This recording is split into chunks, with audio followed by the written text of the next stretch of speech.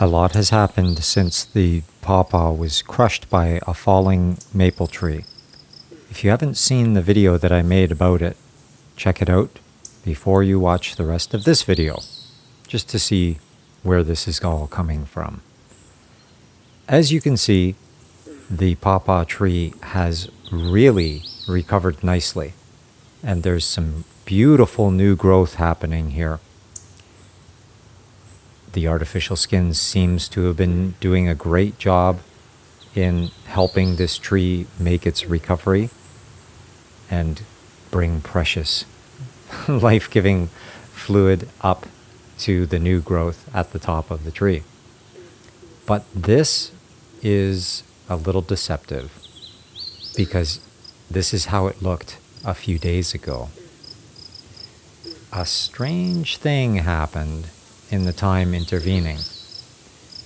But as you can see, at that time, there was a lot of new growth happening. Not only with the existing leaves that were continuing to grow from the branchlets, if you will, but as you can see, new branches were starting to emerge. Not only were there new branches beginning to emerge on the top healthy branch, but also I saw the beginning of one on the bottom half of the tree from the trunk of this young tree. This was very exciting to me, showing that the tree was ready to begin a larger scale recovery. Hopefully, this is the first of many more new branches to emerge from the bottom half of the tree. Turning our attention to the top branch, we can see that it's beginning to point skyward. This is a very encouraging sign, and it reminds me of what happened with one of my dawn redwoods after it was struck by a falling tree. Look at the size of the leader on the top. Well, that used to be a branch. And after it got crushed, I helped to point it up, and now it's almost indistinguishable from the trunk of this very rapidly growing tree that recovered so perfectly from such a cataclysm, just like this pawpaw. To help to accelerate this transition of this branch to a leader, I'm tying it to a stake, and as you can see, pulling it to stand vertical. It won't take long for it to get the hint because it was already doing it itself, but with this little bit of guidance and help, it will change even faster. This is how the pawpaw tree looked 1 week after it got crushed. Lots of new, beautiful growth, really beautiful growth, and the transition of that branch into a new leader. But alas, this was not meant to last. For little did I know that this beautiful new leader forming at the top was about to be destroyed by something lurking under the skin. Just a few short days later, the top of the pawpaw tree went from this to this.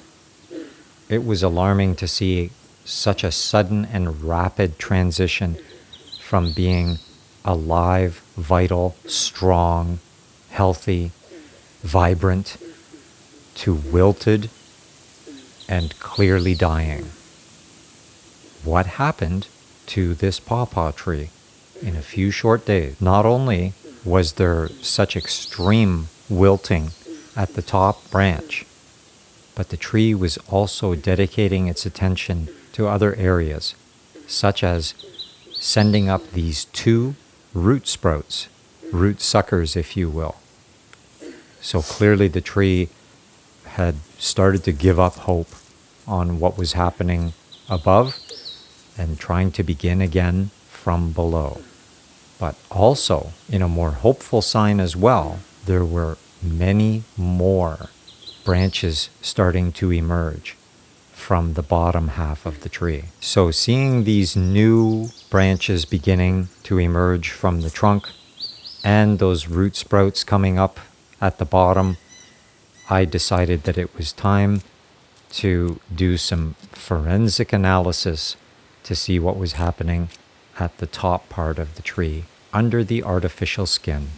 Maybe removing the artificial skin will help to reveal whatever was causing this sudden, mysterious transition from very healthy and vibrant to wilting and possibly dying, at least on top.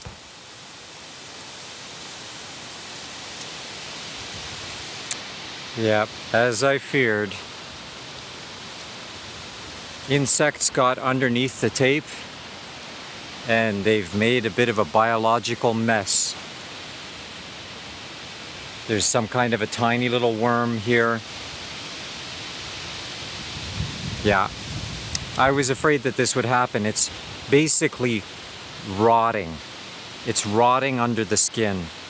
So the skin worked beautifully for the first little while until insects found their way in and started to use it as their toilet. And so now the top of the tree is diseased.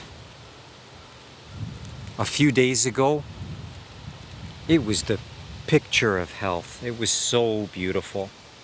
And I thought that it was just because of the ravaging heat wave that we had.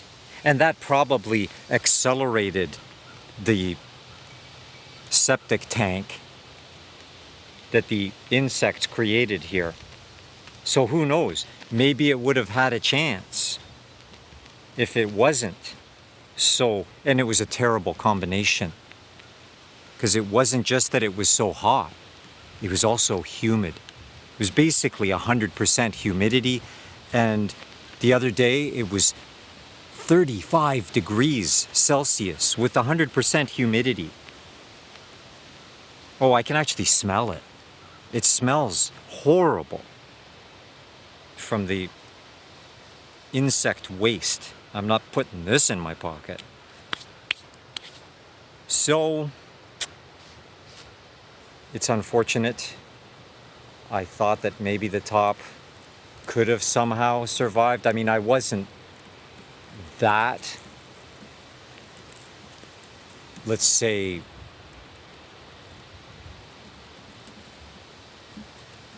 I wasn't confident. I was hopeful. But I was afraid that it could have. I didn't think it would be because of insects. But I thought that it could have rotted somehow. But the good news is that it's still, not only is it still alive down below, and I think this actually helped, because while it was healthy for those, it must have been a week, while it was healthy, it was sending lots of photosynthetic energy to help fuel this new growth. So I think I'm just going to cut it right where the skin splits. Oh, yeah, the clipper is going in quite easily.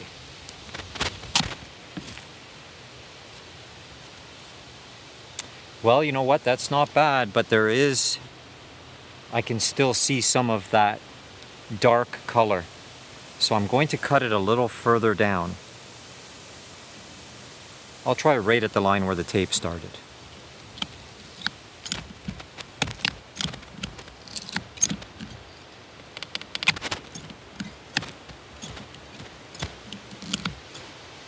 Yep, that's better.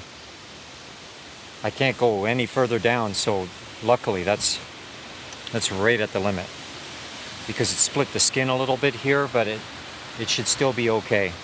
I'm going to actually put some tape around it just to stop the skin from splitting.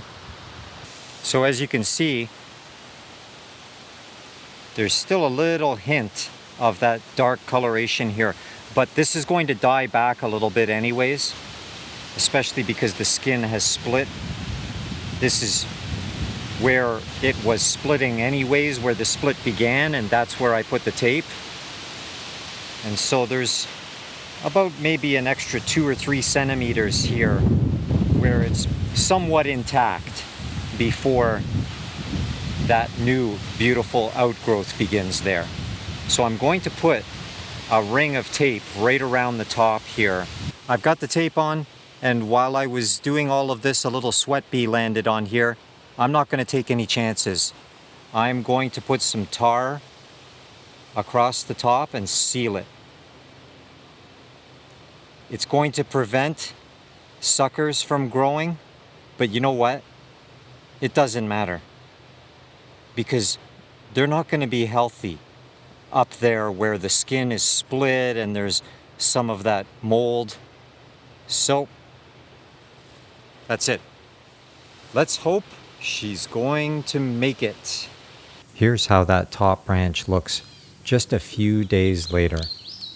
It's just amazing how quickly it's growing now.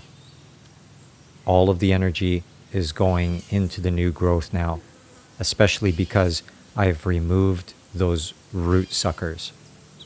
Everything is now riding on these new branches emerging from the bottom half of the tree.